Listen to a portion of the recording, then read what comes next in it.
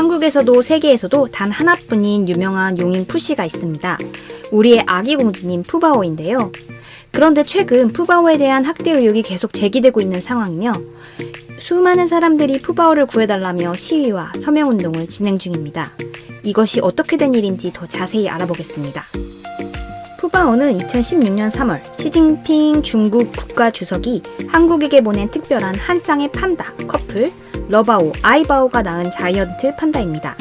중국이 아닌 다른 곳에서 자이언트 판다가 자연적으로 번식하는 일은 매우 드문 사례입니다. 외국의 판다 번식 사례는 대부분 인공수정과 인큐베이터를 이용한 사례이기 때문에 한국의 성공 사례가 큰 의미를 가지고 있는 것이고 2020년 7월 코로나 바이러스로 모든 사람들이 힘들어하는 시기에 푸바오의 탄생과 성장이 우리 한국 사람들에게 큰 희망과 깊은 인상을 남겼습니다.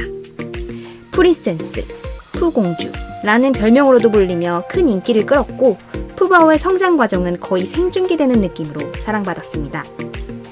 국내외를 비롯한 여러 유튜브 채널에서 수많은 푸바오 영상들을 찾아볼 수 있습니다. 유튜브뿐만 아니라 틱톡, 웨이보, 트위터에서도 세계인들이 푸바오의 모습을 묘사한 그림이라던가 쇼츠 영상들을 손쉽게 찾아볼 수 있습니다. 어떨 때는 한국보다 중국에서 더 큰 조회수를 기록했는데요. 특히 할부지와의 인연, 그러니까 강 사육사님의 따뜻한 보살핌에 깊은 인상을 받은 것으로 보입니다. 여러 중국 네티즌들은 차라리 한국에서 계속 사는 것이 맞다. 푸바오는 할부지와 함께해야 해. 푸바오만큼은 예외로 한국에서 키우자. 같은 열광적인 반응을 보여줬습니다. 안타깝게도 푸바오가 한국에서 태어났고 한국이 길렀지만 푸바오의 소유권은 워싱턴 조약에 따라 중국이 가지고 있습니다. 만 4세가 되는 올해의 판다 연구와 번식을 위해 중국으로 반환된 것이죠. 비록 푸바오가 중국으로 돌아갔지만 강 사육사님과 푸바오의 이별에 대한 영화까지 상영 중인 것을 보면 푸바오에 대한 한국인의 애정을 엿볼 수 있습니다. 외국에서도 이러한 이례적인 푸바오 사랑을 집중적으로 다루고 있습니다.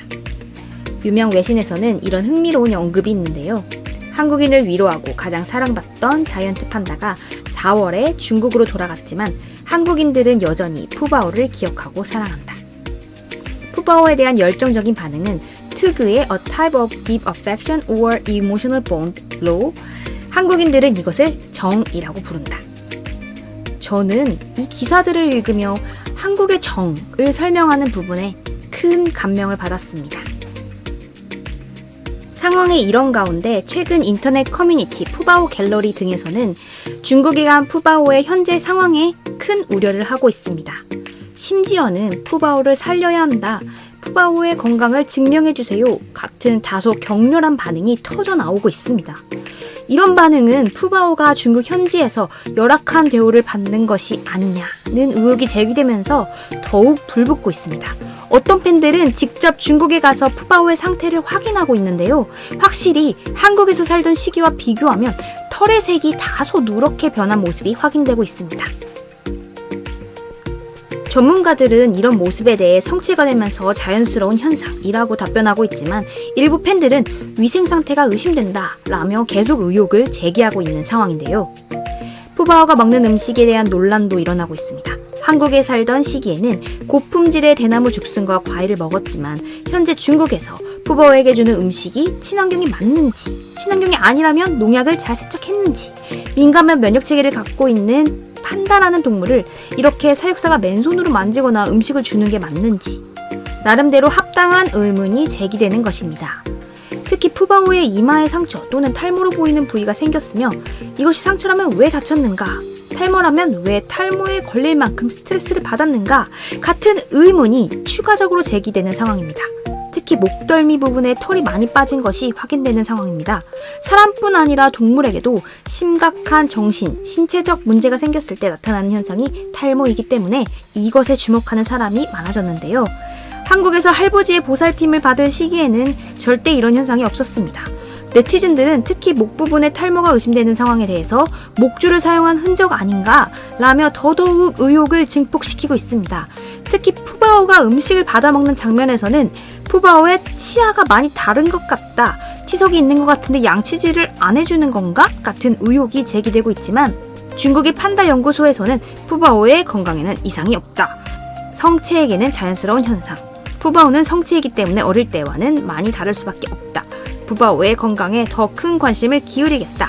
라는 답변을 하고 있을 뿐입니다.